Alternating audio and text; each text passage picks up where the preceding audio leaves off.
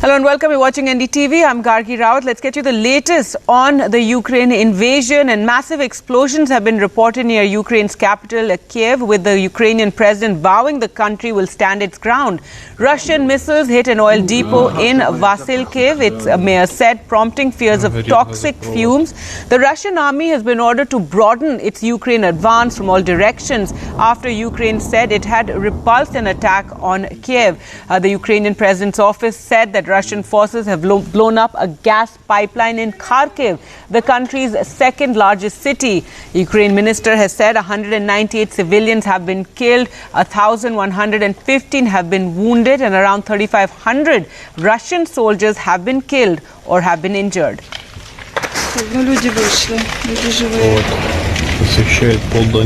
Well, let's go across to Jyoti Hire, reporter there in Ukraine, in Kiev. Thank you so much, Jyoti, for joining us. And what is the latest? We've had reports that there were blasts heard in Kiev through the night. Exactly. So this is the third day, and this night was different than both of the others. The blast, actually, explosions, gunfire started as early as 7:30 last night, and that's very different from what we've seen the previous nights. The last two nights, we heard explosions and heard gunfire between 2 and 4 a.m. So last night, it started at 7:30 p.m., heavy gunfire from very close. I'm within the center of Kiev, and the sounds of this gunfire seemed right around the perimeter, just minutes away. And then through the night, we heard, of course, the air raid sirens. This is a constant sign here right now.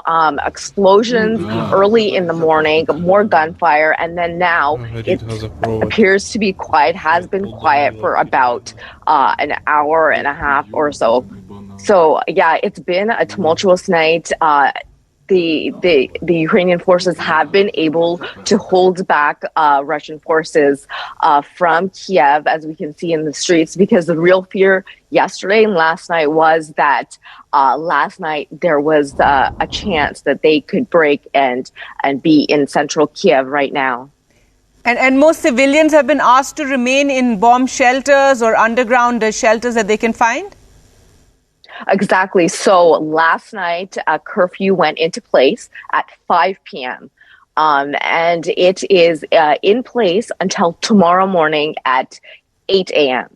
So today, no one is to leave where they are, whether you're in your apartment or a house, or whether you're already in a bomb shelter. Stay where you are, because anyone seen on the streets will be treated as though they are a suspect from the Russian side. So that's what's in place right now. If someone is in an apartment and they haven't been able to get into a bomb shelter and there's a bomb shelter nearby, that would probably be the only excuse that you could be seen walking the streets today until tomorrow morning at 8 a.m. All right. And reports of other countries sending in help. What can you tell us? And also Russian forces are now, leaving other cities and now heading straight for Kiev. Is that what you're hearing as well? Yes, that's exactly what I'm hearing in terms of help coming in. From what I understand, help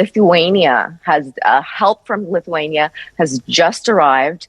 In terms of the Russian forces, this is what we're hearing. So, the light artillery and vehicles are what's on the outside, well, actually very close to Kiev, central Kiev right now. And the Ukrainian forces have been able to hold them back.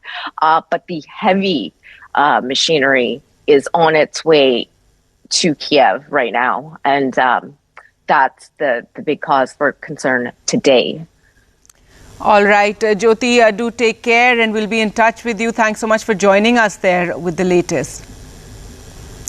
Now, 3 flights have arrived in India with students who've been stranded in Ukraine, but thousands still remain there. And we're getting reports of Indian students who've gone on foot or in vehicles to the border between Ukraine and Poland, now being stranded over there. Remember, embassies have been helping. Indian embassies in neighboring countries have been helping to evacuate the students. But there seems to be some sort of an issue there at the Ukraine-Poland border, where the students are stranded there in the freezing cold. Well, to talk more more about this, we're joined by Yashoda Nand Tripathi, whose brother is also there. Yashoda ji, if you could tell us, what have you heard from your brother? Yes ma'am, अभी वो कल embassy के द्वारा उनको बताया गया था कि पोलैंड बॉर्डर की तरफ जाइए, आप पोलैंड में आपको एंट्री मिल जाएगी, फिर वहाँ से आपका एवैक्यूएशन, वहाँ से अपना एयरलिफ्ट किया जाएगा। लेकिन जब वो लोग अपना बॉर्डर की तरफ पहुँचे, यहाँ से वो लवीव में रहते हैं, नेशनल मेडिकल कॉलेज में पढ़ते हैं, वो MBBS के फर्स्ट ईयर के स्टूडेंट हैं। ये वहाँ पहुँचे तो वहाँ पर चेक पोस्ट पर रोक लिया गया उन्हें, उसके आगे नहीं जाने दिया गया और उनसे बोला गया कि अभी आप जा नहीं सकते आगे। और वहाँ पे बाकी जो कंट्री हैं, पाकिस्तान, अफ़गानिस्तान, नेपाल या और जो भी कंट्री हैं, अदर कंट्री हैं, वहाँ के एम्बेसी के जो भी ऑफिसर्स हैं वो आए, अपने बच्चों को अंदर 5 से 6 किलोमीटर अंदर आके, अपना यूक्रेन में आके वहाँ से अपना बच्चों को ले गए और फिर बाद में अपना पोलैंड में ले जाकर वहाँ से एयरलिफ्ट किए।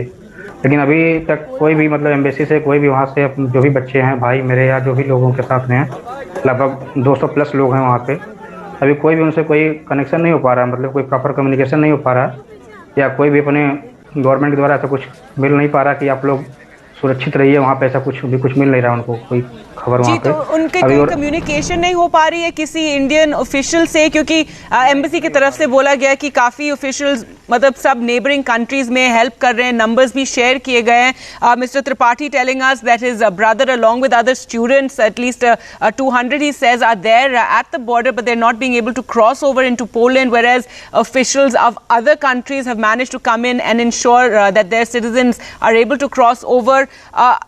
आपकी लास्ट कब बात हुई अपने भाई से? और वहाँ काफी ठंड भी है, तो बहुत चैलेंजिंग है वहाँ पे रहना।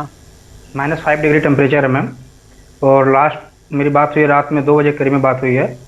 फिर वहाँ से लगभग 7 से 8 किलोमीटर दूर एक शेल्टर था, तो मैंने बोला ठीक है, अगर वहाँ पे जाओ, अगर हो सके वहाँ कुछ खाने पीने का अगर कुछ व्यवस्था होगा तो वहाँ निकल जाओ सब लोग। तो वो लोग रात में बोल के लास्ट मैसेज करके गए थे कि हम शेल्टर की तरफ मूव कर रहे हैं और हम लोग वहीं पर रहेंगे, अब देखेंगे आगे का जैसा भी होगा, कुछ कम्युनिकेशन तो करेंगे।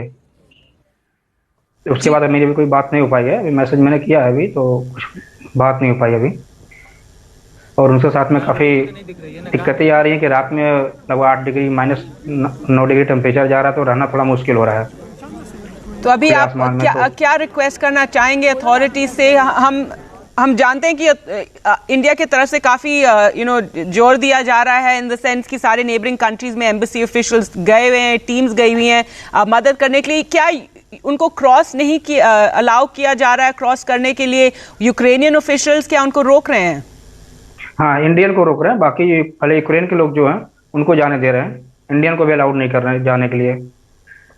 और मेरी यही रिक्वेस्ट है कि गवर्नमेंट जो भी अपनी इंडियन एम्बेसी है उनके टच में रहे, उनको कम से कम हिम्मत दे और उनको रहने खाने जो भी एसेंशियल रिक्वायरमेंट है वो प्रोवाइड कराए। और वहाँ पे काफ़ी लड़कियाँ भी साथ में हैं, तो कम से कम उनका भी देखा जाए, एसेंशियल जो भी रिक्वायरमेंट हो उनको खाने पीने का या जो भी रहने का हो दें, और उनको एक ट्रस्ट दें ताकि कि वो सुरक्षित हैं, कोई दिक्कत नहीं है। जैसे भी अपना व्यवस्था होती है उनकी इंडियन गवर्नमेंट की, इंडियन एम्बेसी की, वो वहाँ से रेस्क्यू करें पोलैंड या सुरक्षित जो भी अपना कंट्री नेबर कंट्री है वहाँ ले जाएं, फिर वहाँ से एयरलिफ्ट करें जैसे भी करके, तो इंडिया लाएं सुरक्षित। मेरी यही रिक्वेस्ट है इंडियन गवर्नमेंट से।